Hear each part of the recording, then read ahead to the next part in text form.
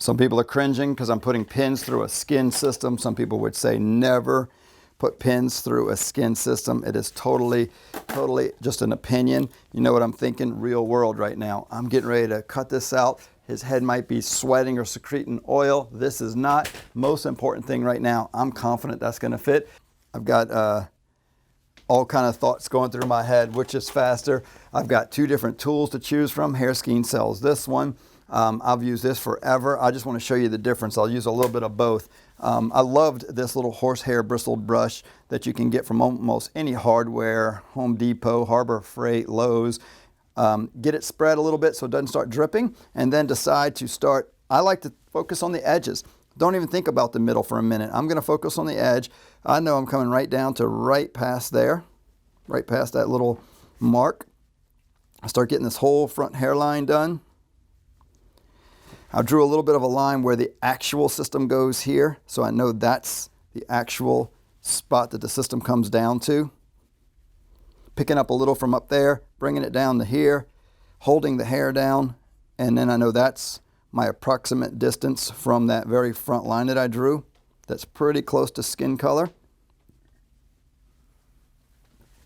And I'm going to jump around to the other side and do the same thing. I focus on that front hairline first because I think it's the most important. So I know that this is the actual spot the hair system's going to go to. That line is a little further forward, and it's about, remember, about a pencil's distance. So it's about right here. But I can also paint just a little bit further forward than what I think, because it would be better to have a little too much adhesive than too little, because we can always clean off that front edge a little bit later. So look, guys, I got a little bit of hair in the adhesive. I'm going to show you a little trick on how to get that out. One thing I like about this tool, it's hollow there, so I can literally just kind of scoop it up, leave it in there. I throw these away, so it's not a big deal.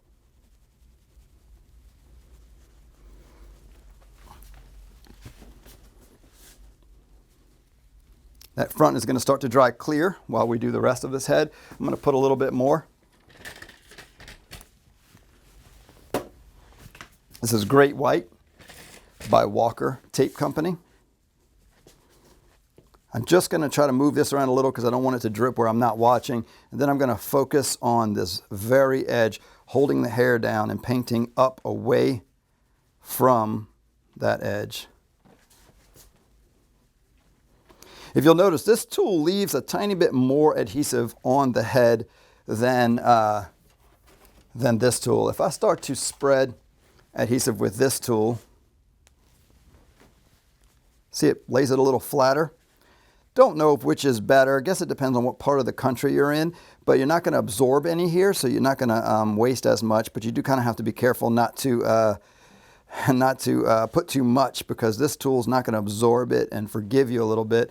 It's going to spread it all on the head. It gives a little more drag, you see. If you put the tool straight up and down, it'll pick up adhesive. If you lay it down, it lays too much. So you have to kind of get just the right bend in the tool to push it into every pore of the head.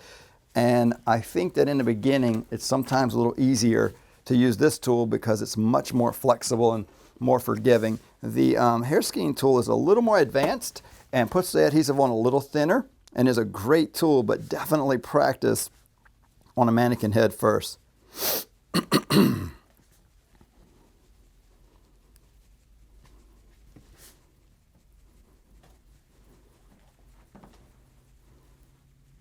So you notice I get a tiny bit in the hair right there. That is not going to matter at all. Just touched the hair on accident. That tiny bit, it'll shampoo out when he shampoos his hair later. It won't affect anything when we're putting it on. He won't even notice it, except that I said it. Other than that, he would have never known. That's one coat on the whole head. I'm kind of letting that dry while we move into cutting this system down. What I would recommend is we don't do this in front of the client. I would bring this into a back room, a lab, and not let the client see. A little bit different here in the studio, so he gets to see what's going on. I may never see him again now because I taught him how to do it. But the reality is it's kind of difficult. Years and years of practice to get this down right. It's difficult to do it on your own head, so they don't usually do it themselves. But maybe try to keep some of these parts of the process secret so that you can keep those clients. What I'm going to do is come in here and I'm going to cut a tiny bit larger than the lines I drew, knowing this is the front, this is the back. I've got center lines right up to the very front. I put a little tension on here. I'm parting the hair on the bottom side so that the hair stays on there and the hair stays on here. I don't want to dive deep like this and cut, because what I'll do is I'll end up giving him a bowl cut all the way around. But if I kind of put a little tension on the system, barely open the scissors, I can literally just push through and it parts the hair and cuts the system almost like a razor all the way around. Look, I'm right in the middle of the tag. It's a little harder to get through that tag because it's a little bit of a double layer of skin, but once I get through it, the rest of this will start to push easy again. And you see, if I have to veer on one side, I'm going a little bit on the bigger side, so some of those marks are staying on there, or most of those marks are. Again, that's not a big deal either. They could be alcoholed off right away if I wanted. That's the excess. I'll throw that off to the side for now. And we'll put a layer of adhesive on this system while we're here. Let's bring this on over. I'm always worried about this adhesive dripping. I might be working over here and that's dripping down that side. So I want to kind of get this touched everywhere so that it doesn't start to run anywhere. And then I'll start to focus on what I think are the most important parts, which is the front. Holding that hair down, similar to like I did on his head. So I think these pins are important myself. There's a little bit of sacrifice going on. Sure, that is a spot that water or adhesive could go through now. Maybe that's a good thing. Maybe a little air needs to go through there. The membrane is slightly permeable, so it's sort of like real skin. It is porous, but just like our real skin, we can hold water in our hand for quite a while. Of course, some of it absorbs through, and that's why these are a lot cooler than you might think they would be on your head.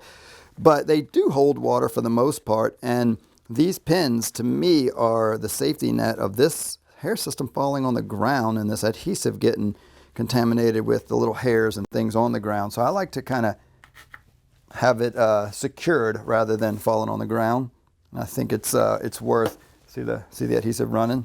That's the part that if you're over here painting and not listening, not realizing that's happening, drips all through the hair. That's a little more difficult to get. So you want to just move that around as quick as possible and then start to work over here.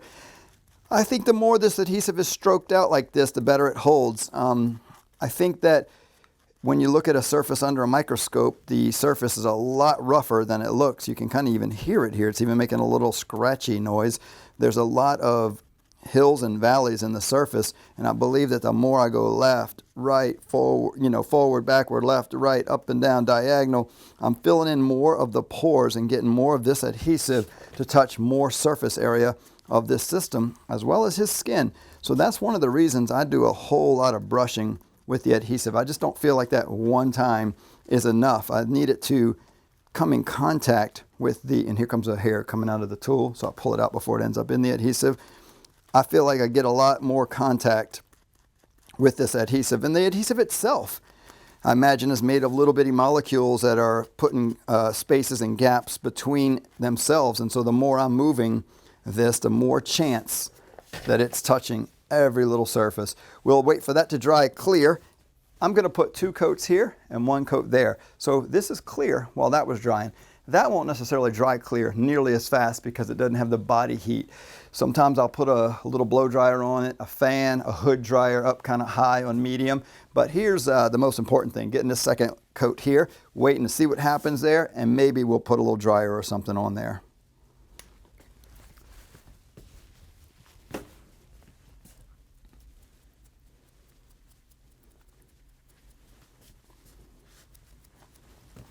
And so I technically usually focus on the first half and then the back half separately. So I'm going into this back half now with a few more little drips or drops or lines of adhesive. I'll close up my adhesive so that it doesn't dry out on the inside and stays good for the next time.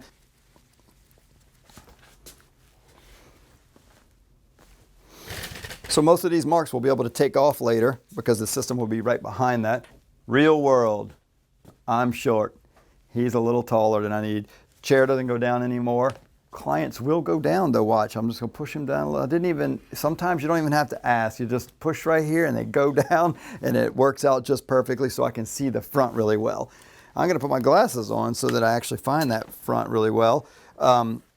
What would be the front? It can get turned around. Make sure you were paying attention somehow. I didn't put any center lines in the back, so I know I did right here in the front. That's what I'm gonna have to match up. That front almost folded over on me. This adhesive will stick to adhesive really well, so be careful.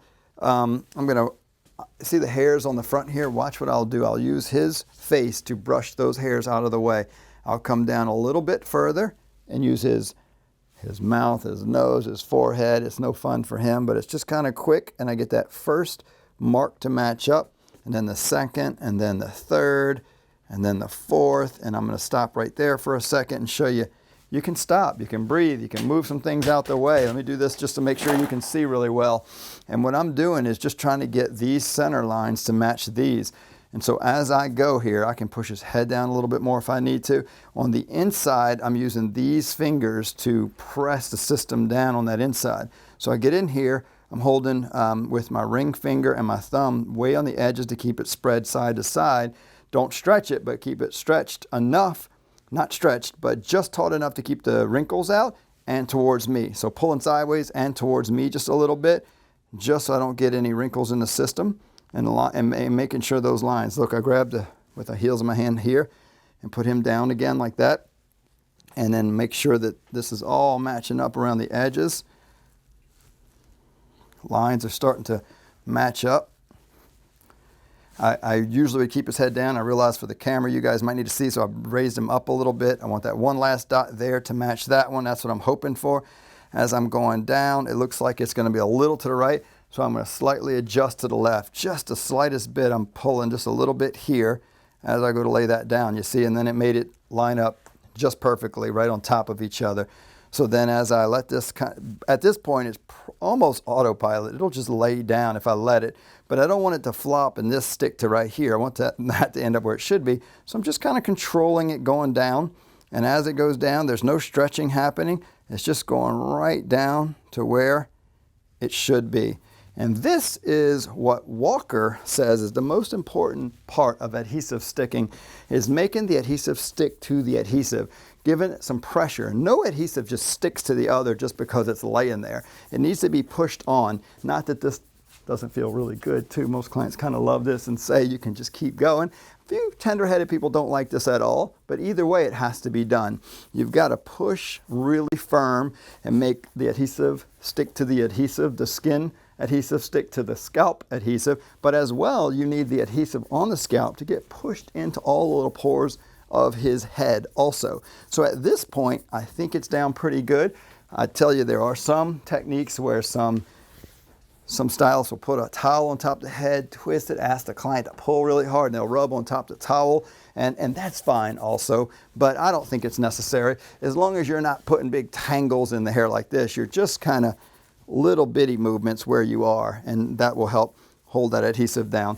Now we'll mist it with a water bottle, brush it back, comb it back, and kind of see what we've got before we start cutting. And yes, we'll put a cape on here in just a second. One of the little tricks that I'm doing when I'm brushing through his hair right now is I believe there's a push and a drag or a pull, and I'm dragging over to the top so that if any hairs get caught, it doesn't grab real hard and pull it up, and I don't dig up underneath that front edge and pull it up. I want to softly go over that front edge.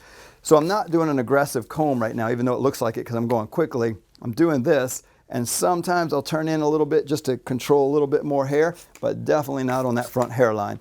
And I don't want the adhesive too wet, so I'm really trying to just wet mid-strand to ends, try not to saturate the system.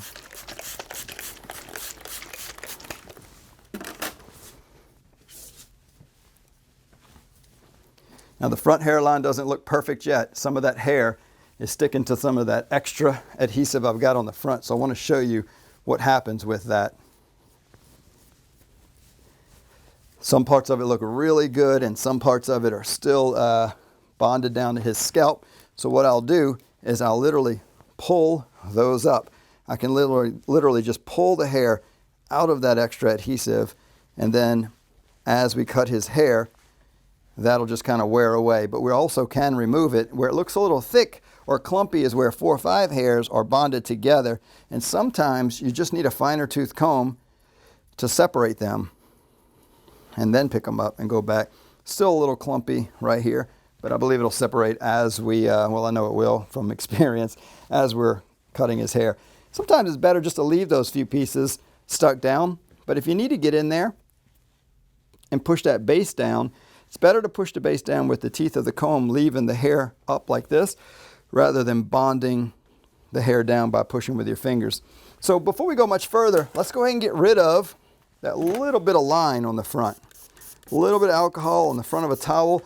I don't want to release this hair system from his head, so I really want to stay a far distance away from that front and just barely take that line off, maybe even not try too hard to take it off, because I don't want to take the hair system off. I want that hair system front edge to be bonded really good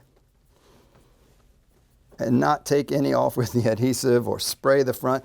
See, I got a couple of dots right there. They're so close to skin color, I'm not even going to worry about them because I don't want to risk pulling that front up. Make sure I got that front down really good, and then we're going to go into a cut.